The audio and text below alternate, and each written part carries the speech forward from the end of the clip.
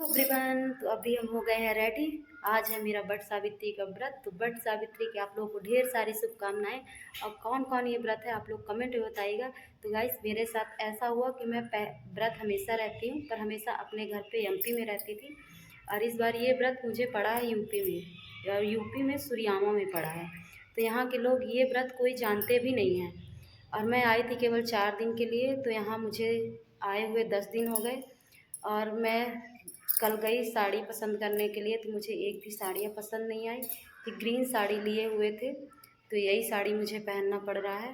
तो गाइस, यहाँ कोई भी व्रत नहीं रहता, ये पूजा मुझे अकेले ही करनी पड़ेगी। और मैं अपने यहाँ बहुत ही अच्छी तरह से अपनी फ्रेंडों के साथ ये व्रत मनाते थे। ये इस व्रत से पति की लंबी उम्र होती है, सुख शांति बनी रहती है। तो गाइस, आप लोग कौन कौन ये व्रत रहते हैं और कहाँ कहाँ से देख रहे हैं आप लोग कमेंट में बताइएगा। हेलो दोस्तों, जय माता की। मैं पहुंच चुकी हूं जहां पे मुझे पूजा करना था, और हमने पूजा स्टार्ट भी कर दी।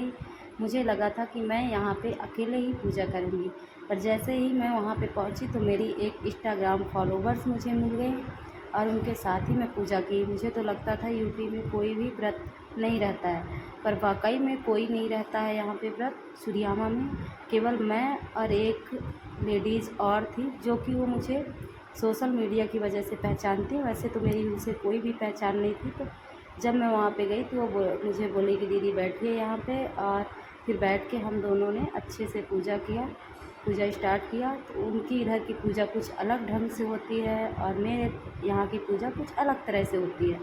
मेरे इधर बराक के 12 पत्ते लेके पूजा किया जाता है, और उनके यहाँ पंखी के ऊपर जो फल रहता है वो चढ़ाया जाता है।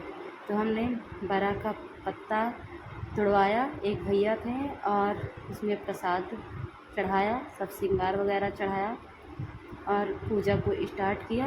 और उसके बाद हमारे इधर हर पत्ते में दाल रखते हैं। दाल के बाद उसमें बतासे चढ़ाते हैं, गुड़ चढ़ाते हैं, हर सब कुछ चढ़ाते हैं, फल वगैरह चढ़ाते हैं। तो हमने चढ़ाना स्टार्ट कर दिया, और मुझे बहुत खुशी हुई कि मुझे अकेले नहीं रहना पड़ा व्रत। मुझे मिल गई एक सहेली व्रत के लिए। नहीं तो अकेले अकेले तो इसकी पूजा नियम से नहीं करना चाहिए, पर अगर कोई साथ पे रहता है तो अच्छी बात है। साथ में मिलके ही भगवती का पूजा करना चाहिए। वट सावित्री की पूजा जब सब लोग रहते हैं तब बहुत अच्छा लगता है। तो मेरे साथ ज़्यादा लोग तो नहीं, पर यहाँ पे मैं पहली बार व्रत अपना की, और मैं अपना कुछ भी नहीं लाई थी। मैं 4 दिन के लिए अपने दीदी के घर पे आई थी। तो मैं 4-6 कपड़े, 2-3 साड़ियाँ लेके आई थी। 3 दिन के लिए आई थी, पर मुझे यहाँ पे 8-9 दिन रुकना पड़ गया। तो इसके लिए मैं अपनी चुनरी वगैरह नहीं लाई थी। तो दीदी की शादी की चुनरी थी, दीदी बोली मेरी शादी की चुनरी यूज कर लो। तो मैं दीदी की चुनरी ही ओढ़ के इस पूजा को किए। वैसे तो इस पूजे में अपनी शादी की चुनरी ओढ़ना चाहिए, पर जब नहीं लाए थे तो फिर मजबूरी में मुझे दीदी की चुनरी ओढ़नी। साड़ी तो मैं अपनी ग्रीन कलर की पहनी थी। मैं अपने यहाँ रहती एमपी में, तो मैं तो रेड कलर की, पूजा में ज़्यादातर रेड और येलो पहनते हैं, पर ग्रीन पहनी। फिर वो दीदी मुझे सिंदूर लगा रही थी। हम लोग के यहाँ पूजा के लास्ट में सिंदूर लगाया जाता है, पर वो दीदी लगाने लगी तो मना भी नहीं किया, बोले लगवा लेते। तो उन्होंने नाक से लगाया, पर माथे पे जहाँ जो मेन जगह है वहाँ पे नहीं लगाया। तो वही हम हंस रहे थे कि मतलब आधे ही जगह पे लगाई हैं, इसलिए कि जो जगह होती है वो मांग होती है। तो नाक से मेरे माथे तक सिंदूर लगाई, पर मुझे अच्छा लगा, सिंदूर दान की। और उसके बाद मैं फल वल चढ़ा रही हूँ, सब कुछ उसमें चढ़ाई, और पूजा अपना स्टार्ट कर दी। ये पूजा बहुत ही अच्छी होती है गाइस। कौन कौन रहता है उत्तर प्रदेश में और कौन कहाँ से है, आप लोग कमेंट में ज़रूर बताइएगा। इसलिए कि मैं उत्तर प्रदेश में भदोही ज़िले में सुरियामा में हूँ। तो यहाँ पे ये व्रत बहुत कम लोग जानते हैं। 100 में 2-4 लोग ही रहते होंगे या जानते होंगे। तो मैं घर से दूर गई थी पूजा करने, इसलिए कि इस गांव में भी बड़े बड़े बरगद का पेड़ जो होता है वो कहीं पे भी नहीं है। एक जगह है, तो वहाँ पे जीजा जी बताए कि चले जाओ। तो हम बोले हम किसी के घर पे पूजा करने नहीं जाएंगे। तो मुझे एक मंदिर थी, मंदिर के पास तालाब वगैरह था, बरगद का पेड़ था, वहाँ पे लेके गए हमें और आस्था को और परी को। तो वहाँ पे छोड़ दिए और जीजा जी चले गए। तो हम लोग वहीं पे पूजा आराम से 1-1.5 घंटे तक हम लोग की पूजा चली। उसके बाद हम लोग वहीं पे, वो जो दीदी थी वो अपना रील्स वगैरह बना रही थी, उनकी पूजा पहले संपन्न हो गई थी। उनकी यहाँ अलग तरह से पूजा करते हैं, तो उनकी पूजा जल्दी समाप्त हो गई थी। और मेरे इधर अलग तरह की करती है, इसलिए कि वो पूजा की थी तो कलश वगैरह कुछ भी नहीं जलाई थी, और मैं पूजा की तो कलश भी जलाई।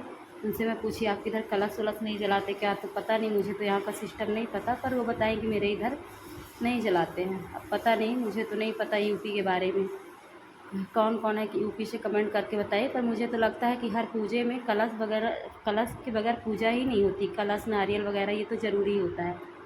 पर वो दीदी बोली कि मेरे इधर नारियल भी नहीं चढ़ता, कलश भी नहीं जलता, तो मुझे बड़ा वो लग रहा था।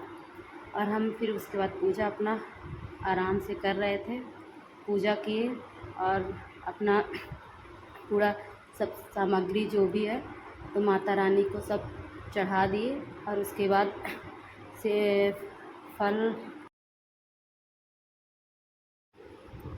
सो गाइस हमने सब कुछ उसमें चढ़ा दिया, उसमें टीका किया। और उसके बाद दीदी अपना रील्स बना रही हैं और किसी से बात कर रही थी, तो मैं बोल भी रही थी पूजा करते समय ज़्यादा बात नहीं करना चाहिए, पर बहुत अच्छी थी। फिर हमने माता रानी को सिंदूर अर्पण किया। उसके बाद पहले माता रानी को हमने सिंदूर लगाया, उसके बाद हमारे इधर जो है तो वो अचले से चुनरी वगैरह जो भी ओढ़े रहते हैं तो पहले उसमें माता रानी को लगाते हैं, उसके बाद उनको सिंदूर देने के बाद फिर अपने अपने लगाते हैं माथे पे। तो हमारे इधर ये 7 बार करते हैं। किसके इधर करते हैं? हमारे यहाँ हर पूजा में ऐसे ही करते हैं, सोमवती हो या वट सावित्री हो, हर पूजा में पहले माता रानी को अर्पण करते हैं अचले से, फिर अपने आप को लगाते हैं। तो व्रत करना मुझे बहुत ही अच्छा लगता है। कोई भी व्रत हो, वो चाहे बेटे के लिए रहे या पति के लिए रहे, मुझे व्रत करना माता रानी हो या भगवती जो भी, मतलब मुझे हर व्रत बहुत ही पसंद है और मैं बहुत ही मन से लगन से करती हूँ व्रत को। फिर हमारे इधर बेसन और हल्दी घोल लेते हैं, लेप बना लेते हैं, और उसके बाद जो उंगलियां रहती उसमें वो करके ऐसे डाल माता रानी को लगाते हैं लेप। तो वही मैं लेप लगा रही थी और वो दीदी लेप वगैरह कुछ भी नहीं लगाई, बोलती ये आप जो करती हैं ये हम लोग इधर नहीं करते। हम बोले सबके इधर का अपना अपना मतलब रिवाज होता है, कौन कौन लगाता है कौन नहीं लगाता। हम लोग इधर लगाते हैं, सबका अपना अपना हो। फिर हमारे इधर 12 दाल हाथ में ले लेते हैं और उसको दांत में नहीं लगना चाहिए, खाली पानी से घूंटते हैं। 12 दाल लेंगे, उसको मुंह में रखेंगे, दांत से नहीं टकराना चाहिए, पानी से गले में गुटुक लेना चाहिए। तो हमने गुटका, तो आस्था बोल रही थी मौसी ऐसे गुटुकते हैं कि उसको चबा लेते हैं। हम बोले चबाते नहीं, दांत में नहीं लगना चाहिए। और फिर माता रानी को हमने प्रणाम किया। माता रानी सबका सुहागा मन रखे, मेरा भी रखे। और माता रानी के चरणों में पैर छुए और उसके बाद अचले से हम लोग इधर पैर छूते हैं अचला लेकर, और फिर उसी से पंखी डुलाते हैं। बहुत से लोग हैं पंखी से डुलाते, पर हमारे फिर हम वो जो दीदी थी मेरी सब्सक्राइबर, तो उनको हमने प्रसाद दिया। और बहुत ही अच्छी हैं, यूपी में जैसे पहली बार हम आए और व्रत रखे तो बहुत ही अच्छी हैं। और फिर उन्होंने मुझे भी प्रसाद दिया और हम लोग पूजा अच्छी तरह संपन्न किए। फिर हम वहाँ से चले, फाइनली हम आ चुके हैं घर पे और मेरा पूजा संपन्न हुआ। हमने सोचा था कि मुझे अकेले ही व्रत रखना पड़ेगा, पर बहुत अच्छी मेरी फॉलोवर सब्सक्राइबर मिल गई और बहुत ही अच्छे से ये पूजा हुई। बहुत ही खुशी हुई। अगर आप लोग को ये ब्लॉग अच्छा लगा तो लाइक शेयर सब्सक्राइब करिएगा, प्यारा सा कमेंट करिएगा।